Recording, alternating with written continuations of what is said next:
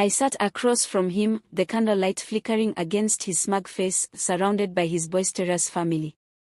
Laughter filled the air, wine glasses clinked, and plates were cleared. I was trying to smile through the discomfort, but the words were still echoing in my ears. She's pretty, yes, but let's not act like we don't know why she's here. Then he looked directly at me. You're lucky I don't mind gold diggers. The room went silent. His mother blinked. His sister looked down. The waiter, mid-step, hesitated.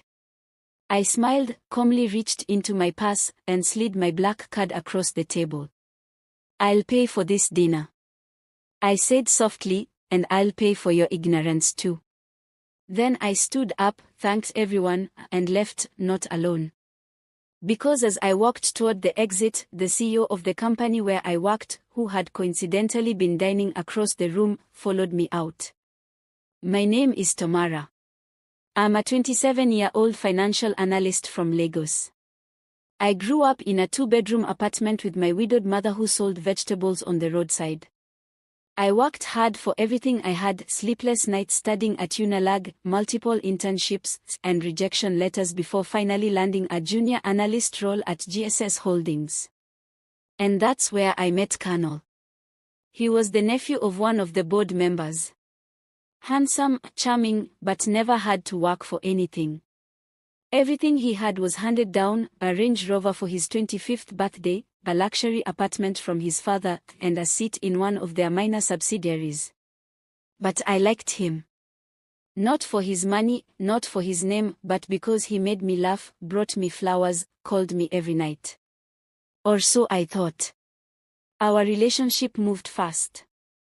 Within months, we were going to brunches with his friends, attending gallery openings, and eventually meeting his family. That dinner was supposed to be my official welcome. His words. I wore a modest green Ankara dress, my hair tied back, makeup soft. His mother smiled politely. His sister, Bolanel, was warm. But the energy shifted when his uncle, one of the company's executive directors, joined and asked me where I worked. GSS Holdings, I said proudly. You're a secretary? He asked with mild disdain. No, sir. I'm a financial analyst on the micro-investment team.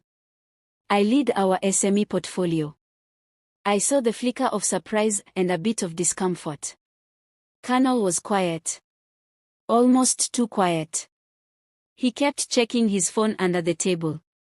His father started discussing their new real estate project in Lekki, and I offered a comment about local community displacement, trying to sound engaged. That's when Colonel said it. Loud enough for the whole table. Like it was a joke. You're lucky I don't mind gold diggers. Everyone froze. My heart sank. My stomach twisted. I wasn't going to cry, not in that room. Not after all the times I supported him, the weekends I spent proofreading his work presentations, or the nights I cooked for him after his golf games. I looked him straight in the eye. And in that moment, something in me snapped. I pulled out my card. It was the same card I had earned after saving aggressively for 2 years. A black Elite Bank corporate card with my name on it. Not his. I'll pay, I said. For everything on this table. His family gasped. But he muttered. Babe, it was just a... I'm not your babe, I interrupted, combat firm.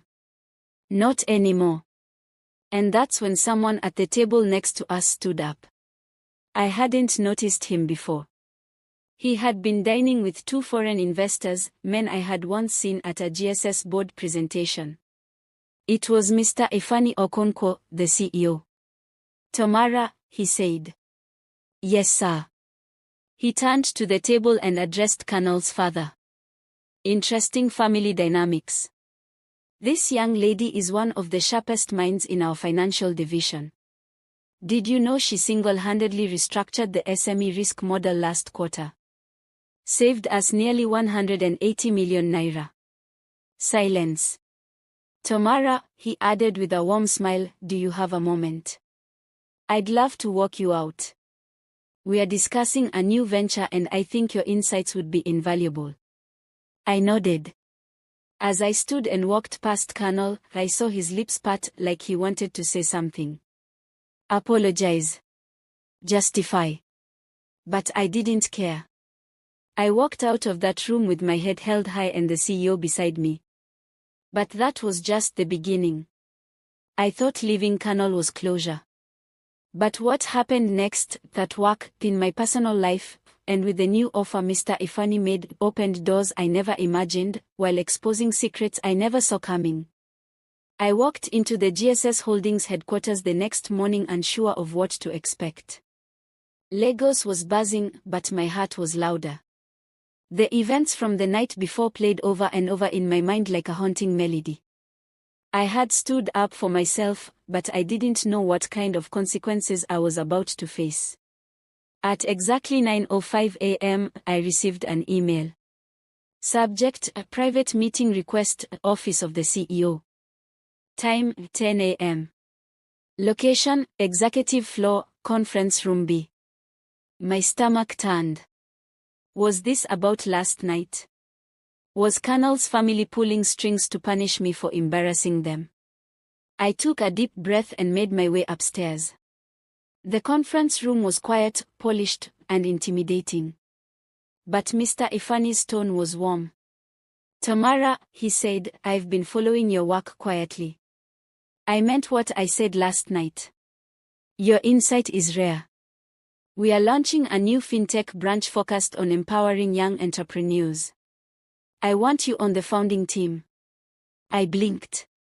You won't be an analyst, he continued. You'll be head of strategy. It felt unreal. I know this might be sudden, but your name came up more than once during board meetings. Your resilience, how you handle pressure, your integrity, it's rare. He paused. People can mock what they don't understand. But you don't just belong in that room, you own it.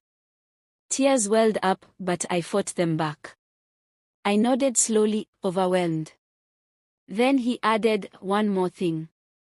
We'll be working closely with the Lekki expansion team. That includes Colonel's father. I hope that's not a problem. I smiled. No, sir. Not at all. News of my promotion spread like fire. Within days, my name appeared on internal memos and financial newsletters. Suddenly, the gold digger was now the genius strategist. Colonel hadn't reached out, but I could feel his silence loud and heavy in the air every time I walked past his office. I poured myself into the new role. I met with grassroots entrepreneurs, created inclusive investment frameworks, and built a team that reflected the very people our company had once ignored. And then one afternoon, as I stepped into the lobby, I saw him. Colonel. He approached hesitantly. Tamara, can we talk? I looked at him, not with anger, not with resentment, but with clarity. Colonel, I said, you taught me something important. That silence in the face of disrespect is complicity. So thank you. You lost something priceless that night, while I finally saw my own worth. He opened his mouth, but I was already walking away. Because I wasn't the same girl at that dinner table anymore. I was the woman writing the next chapter. Weeks turned into months. I dove deeper into my new role, and GSS Fintech's launch was already making ripples across Nigeria's startup landscape. The once timid girl with a seat at the back was now speaking on panels, drafting funding blueprints, and mentoring young women from underserved communities. But power, I learned, always stars all shadows. During a quarterly board meeting, a confidential audit report landed on my desk. It exposed irregularities in the Lekki expansion budget, over 200 million Nigerian nairas misallocated. My heart sank as I scrolled through the names. And there it was. Colonel Adebayo. He had funneled project funds into shell accounts linked to 2 fake vendors. One of which was registered under his cousin's name. I sat still for a long time. Then I sent the report directly to Mr. Ifani and legal. It didn't take long before whispers turned into public scandal. Colonel was suspended pending investigation. His father, too proud to defend the actions, resigned from his advisory role to focus on family. One rainy evening, I was the last to leave the office. As I stepped outside, I saw Colonel waiting by the gate under the pale security light. He looked smaller now. The arrogance in his eyes had faded. "Tamara," he began, "I didn't mean what I said that night. I was insecure. You were everything I wasn't. You still are." I didn't interrupt.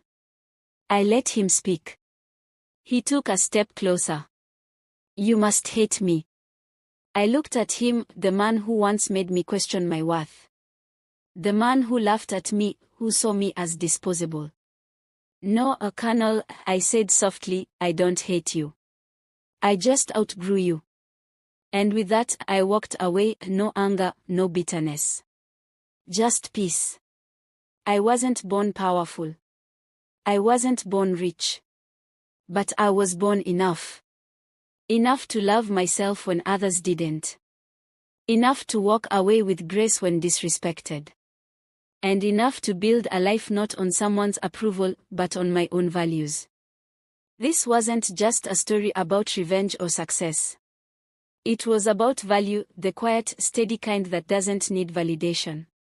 Let them call you names. Let them doubt your place at the table.